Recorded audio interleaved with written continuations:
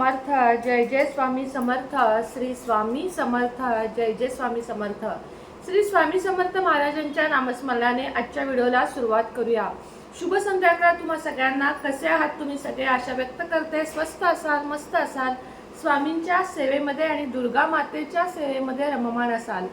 आज सकाळीच मी दसऱ्याचा एक उपाय म्हणजे दसऱ्याचा एक तोडगा जो आपल्याला केंद्रात सगळ्यांना सांगितला जातो तो दाखवलेला आहे.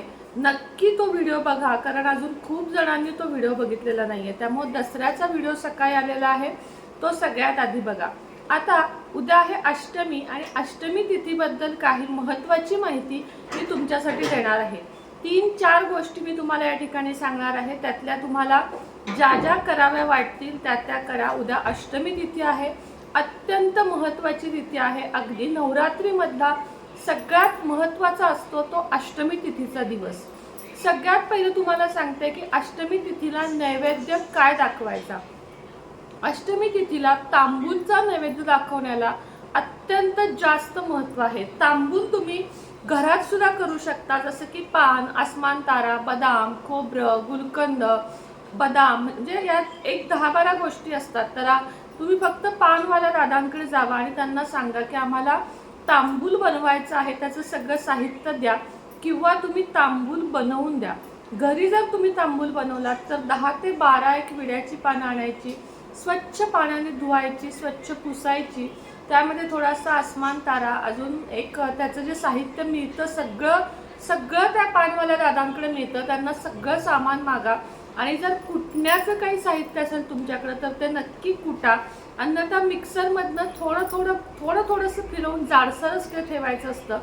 त्याचा नैवेद्य, तांबूलाचा नैवेद्य उद्या नक्की आणि नक्की देवीला दाखवा आणि नंतर तो फ्रीजमध्ये ठेवा. तुमचे उपवास चालू असतील तर उपवास संपल्यावर तुम्ही तो खाल्लात तरीही चालेल. ज्यांचा उपवास नाही ते खाऊ शकतात. त्यात किंचितसा चुना घालायला सुद्धा विसरू नका. दुसरी गोष्ट म्हणजे बासुंदीचा सुद्धा उद्या नैवेद्य दाखवला जातो. ज्यांना शक्य आहे त्यांनी बासुंदी आणि तांबूल दोन्हीचाही नैवेद्य दाखवा. घरी सुद्धा बासुंदी करू शकता किंवा विकतची आणून दाखवली तरीही चालेल.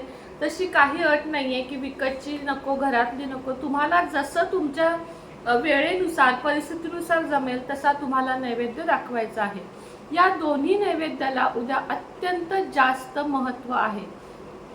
त्याचप्रमाणे उद्या देवी समोर अष्टमीला मोठ्या मोठ्या मंडळांमध्ये किंवा मोठ्या मोठ्या देवळात बघा उद्या होम हवन केले जातात आणि तिथं नारळाचा किंवा कोहळ्याचा बळी दिला जातो. त्याला कुंभबळी असे देखील म्हटलं जातं. आपणही घरात घट बसवलेले आहेत. आपल्यावरची इडापिडा टळावी, आपल्यावरचे सगळे काही दोष निघून जावेत, आपल्यावरची वाईट बाधा निघून जावी म्हणून आपण जसा घरामध्ये कोहळा बांधतो तसा उद्या तुम्हाला देवी पुढे म्हणजे आपले घट बसतात त्याच्या पुढे कोहळा फोडायचा आहे. तर तो कसा फोडायचा, त्याला आधी धुवायचं, पुसायचं, हळदी कुंकू अक्षता वाहून त्याची पूजा करायची. देवीला सांगायचं की हा मी तुझ्यासाठी बळी देत आहे. म्हणजे त्याला बळी हा शब्द आहे, खरं तर हा शब्द चुकीचा आहे. बळी देणं हे पाप आहे, मात्र आपण काही प्राण्यांचा देत नाहीये त्यामुळे ह्याला पाप मानू नका. एक जायफळ, नारळाचा बळी देत नाहीत, नारळ होमात सोडतात, मात्र जायफळाचा सुद्धा बळी देतात होमामध्ये आणि कोहळ्याचा सुद्धा देतात. तर आपल्याला उद्या कोहळ्याचा द्यायचा आहे. सकाळी, दुपारी, संध्याकाळी तुम्हाला ज्या वेळेस जमेल त्यावेळेस कोहळा आणा. कोहळ्याचं चित्र मी इथं लावते. कोहळा सगळ्यांना माहीत असेल तरीही कोहळ्याचं चित्र जमलं तर शेजारी लावते.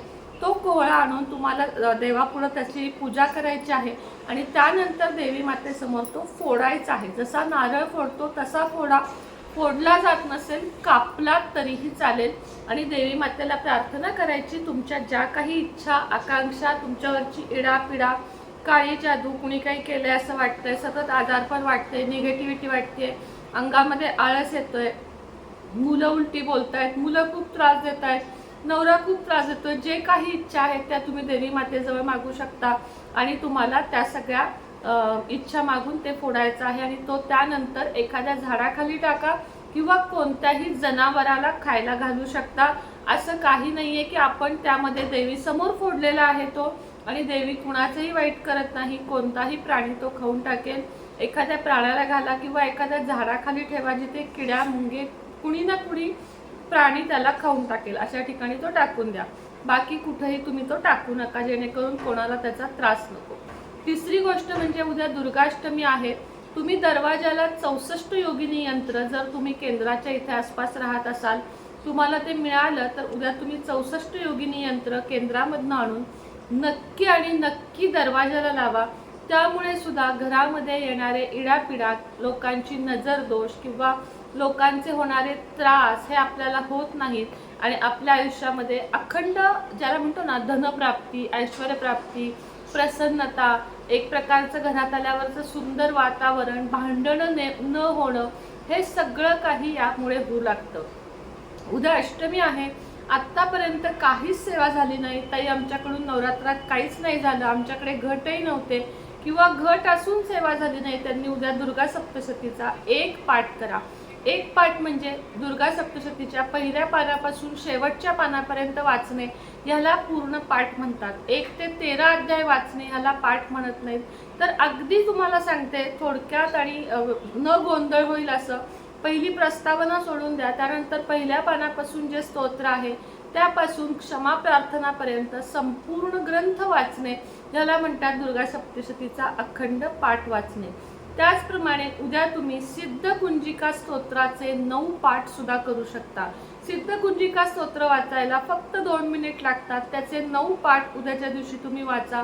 अत्यंत शुभदायी अशी ही सेवा आहे आणि ही केल्याने तुमच्या आयुष्यात बरेच सारे फायदे होतील, बरेच सारे लाभ होतील. देवी मातेचा आशीर्वाद तुम्हाला मिळेल. उद्या कन्यापूजन करायला विसरू नका. कन्यापूजन कसे करावे ह्याचा व्हिडिओ ऑलरेडी मी चॅनलवर टाकलेला आहे, तोही जाऊन तुम्ही बघू शकता. कन्येच्या हातात काय भेटवस्तू द्यावी हेही त्या व्हिडिओमध्ये मी तुम्हाला सांगितलेलं आहे, त्यामुळे तो व्हिडिओ जाऊन तुम्ही नक्की बघा. कन्यापूजन कसे करावे याची माहिती तुम्हाला मिळेल. अष्टमीला आणि नवमीला दोन्ही दिवशी केले तरी चालेल. अगदीच ज्यांची अडचण असेल, ज्यांना नाहीच जमणार, त्यांनी दसऱ्या दिवशी केलं तरी चालेल. काहीच न करण्यापेक्षा केलं त्याला महत्त्व आहे, पण अष्टमी नवमीला खूप जास्त महत्त्व आहे कन्यापूजनला, हे लक्षात घ्या. उद्या तुम्हाला कुंकुमार्चनची सेवा देखील करायची आहे. कुंकुमार्चनची सेवा उद्या ललिता सहस्त्रनाम स्तोत्र वाचत तुम्हाला कुंकुमार्चन करायचं आहे आणि हे कुंकू अतिशय जपून ठेवायचं आहे आणि आपल्याला जेव्हा बाहेर जाऊ, महत्त्वाच्या कामाला जाऊ, तेव्हा ते लावायचं आहे. श्री सुक्ताचे 11 किंवा 16 पाठ उद्या तुम्हाला कमळगट्ट्याची माळ श्रीयंत्रावर ठेवून कुंकुमार्चन झाल्यावर 16 पाठ तुम्हाला श्री सुक्ताचे करायचे आहेत. नाही जमलं तर किमान 1 किंवा 5 पाठ तरी श्री सुक्ताचे आवर्जून करायचे आहेत. त्याचप्रमाणे नवारणव मंत्र तुम्हाला उद्या करायचा आहे. 1 माळ तरी नवारणव मंत्राची तुम्हाला उद्या घ्यायची आहे. नवारणव मंत्र म्हटल्याने जगातल्या कित्येक असाध्य गोष्टी, कारण हा खूप मोठा कुलदेवीचा मंत्र आहे. ओम ऐं ह्रीं क्लीं चामुंडाय विच्चे, कित्येक असाध्य गोष्टी सुद्धा तुम्हाला साध्य होऊ लागतात, तुम्हाला सिद्धी मिळू लागते, तुमच्या आयुष्यात बरेचसे बदल घडू लागतात. अशा प्रकारे अष्टमी तिथीला तुम्हाला या गोष्टी करायच्या आहेत. यातल्या ज्या ज्या जमतील त्या करा. मी सगळ्याच करा असा आग्रह तुम्हाला करणार नाही, कारण माझ्या कुटुंबातल्या बऱ्याच स्त्रिया नोकरी करतात, सकाळी जातात ते रात्री येतात. काहीच नाही जमेल त्यांनी ओम ऐं ह्रीं क्लीं चामुंडाय विच्चेची 1 माळ जप करा. मातेसमोर बसा आणि सांगा, माते माझ्याकडून जेवढं झालं तेवढंच मी केलं, तरीही तू माझ्या कुटुंबाचं रक्षण कर, माझ्या पाठीशी राहा, कारण माझं काम हेच माझं देव आहे, हेच माझं नशीब आहे आणि मी काम नाही केलं तर मी माझ्या मुलाबाळांसाठी काय करू शकत नाही, त्यामुळे मी तुझी सेवा करू शकले नाही. जी केली ती मानून घे असं तुम्ही मातेला सांगा. मातेला काही सांगण्याची गरज नाही, तरीही सांगा. माता तुमचं नक्की ऐकेल आणि तुम्हाला भरभरून आशीर्वाद देईल.